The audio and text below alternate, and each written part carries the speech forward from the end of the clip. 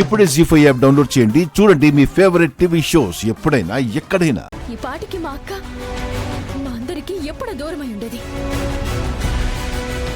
అవును, నీలాంటి నీచుల్ని ఏం చేసినా పాపం లేదు. ఎరా బాలు, కట్టుకున్న పెళ్ళాన్ని ఇలా పరాయి మగాడికి ఎరేసి వచ్చే డబ్బుతో సుఖపడాలని కోరుకుంటున్నావే, అసలు నువ్వు మగాడివేనా? అసలు నువ్వు మనిషి జన్మెత్తావా? నీకన్నా వీధిలో కుక్కలయ్యరా నిన్ను. చి, ఇందాక నా మీదకొచ్చింది ఆడ మనిషి కాబట్టి వదిలేశాను. అసలు నువ్వొచ్చుంటేనా మెడ విరిచి పారేసేవాడిని. సత్య, ఈ రోజుతో నీ చాప్టర్ క్లోజ్. మా బావని బెదిరించి మా ఇంట్లో వాళ్ళని బ్లాక్మెయిల్ చేసి కోట్ల రూపాయలు నొక్కేయాలని చూసాం. ఇక నీ ఆటలు సాగవు. ఈ సాక్ష్యాన్ని మా అమ్మమ్మ గారికి, అక్కకి చూపిస్తా. నువ్వు చేసిన మోసం మొత్తం బయట పెడతా. మా బావ ఏ తప్పు చేయలేదని నిరూపిస్తా. అంతటితో అయిపోదు మేడం. నిన్ను కోర్టు బోన్లో నిలబెట్టి ఒక మగాడిని ట్రాప్ చేసినందుకు, లక్షల రూపాయలు లాగినందుకు, అతని కుటుంబంలో కలతలు రేపినందుకు మినిమం 10 ఏళ్ళు శిక్ష వేయిస్తాను. మీ ఇద్దరు జైలుకు వెళ్ళడానికి రెడీగా ఉన్నాను. పునమి, పద.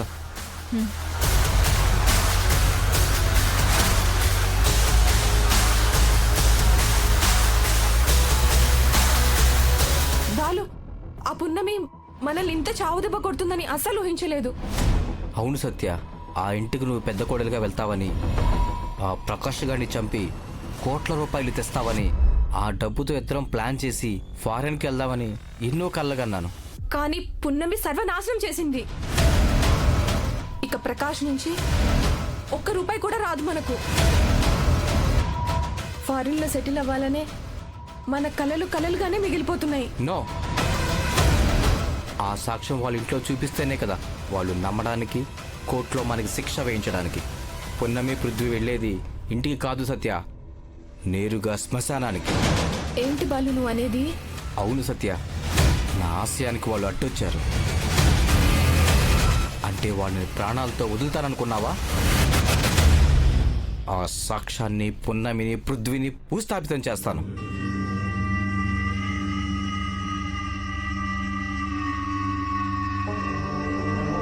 రే నరసింహ, నీతో పని పడిందిరా. చెప్పన్నా, ఎవరిని చేయాలి?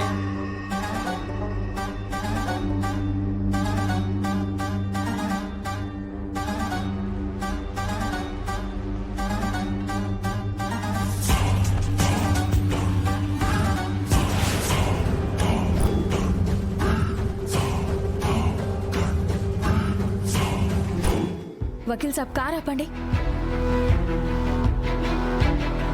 ఏమైంది పునమి? కార్ని ఇంట్లోకి తీసుకెళ్ళకండి, ఇక్కడే ఆపండి. ఎందుకు? ఇంట్లో వాళ్ళకి ఈ సాక్ష్యం చూపించిన తర్వాత డైరెక్ట్గా పోలీస్ స్టేషన్కి వెళ్దాం.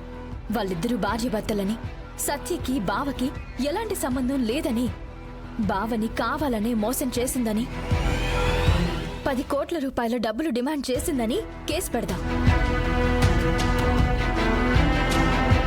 అలాగే పునమి, కేసు పెడితే తప్ప వాళ్ళు మన దారికి వచ్చేలా లేరు.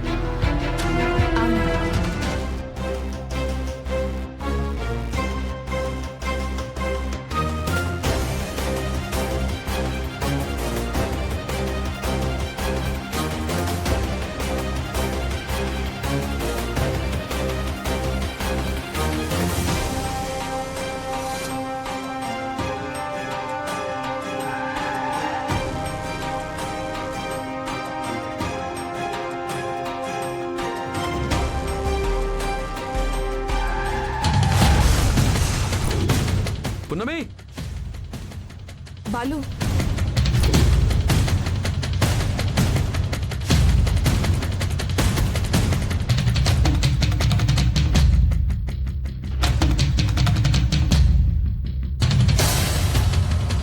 బాలు, మన ప్లాన్ సక్సెస్ కాకపోతే ఆ పృథ్వీగాడు చస్తాడనుకుంటే ఆ పున్నమి చచ్చేలా ఉంది.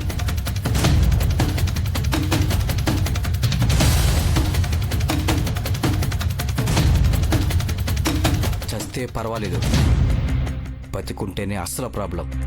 నాకు తెలిసి అది బతికే అవకాశమే లేదు. పున్నమి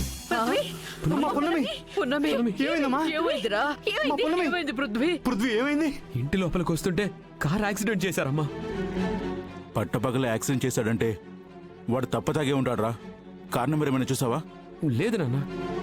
రే ఆ కార్ సంగతి తర్వాతరా, ముందు పొన్నమని హాస్పిటల్ తీసుకెళ్దాం.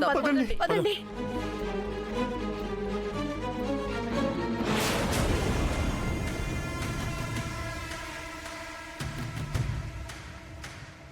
ఎవరు వీళ్ళు?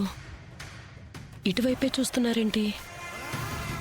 ఏమో అమ్మా, నాకు కూడా తెలీదు. ముందు పద హాస్పిటల్కి. అమ్మమ్మ చూసిందంటే ఇంకా సరే పద. ఆ పున్నమి చేస్తే పీడ వదిలిపోతుంది. పొరపాటున బతికిందో మనిద్దరిని చంపేస్తుంది. కాబట్టి హాస్పిటల్కి వెళ్ళి ఆ పున్నమి చచ్చింది అని నిర్ధారించుకున్న తర్వాతే వెనక్కి వెళ్దాం.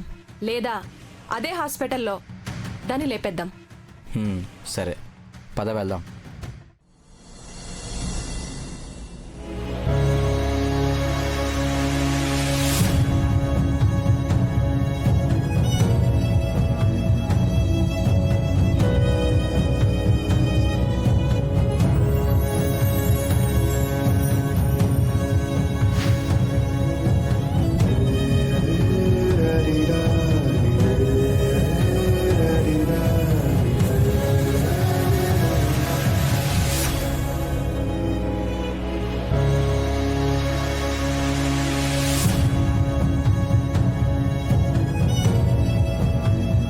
ఏం కాదులే పృథ్వీ, నువ్వేం టెన్షన్ పడకు.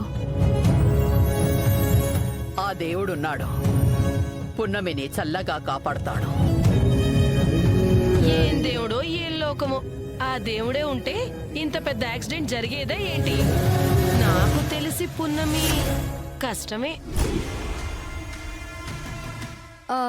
నాకు కూడా అదే అనిపిస్తుంది. అది నోరా తాటిమట్ట. ఆ నోటితో ఒక్క మంచి మాట మాట్లాడరా. ఇది మరీ బాగుంది. మీకనిపించింది మీరు చెప్పారు, మాకనిపించింది మేం చెప్పాం. అది కూడా తప్పేనా? నోరు మొయ్యండి.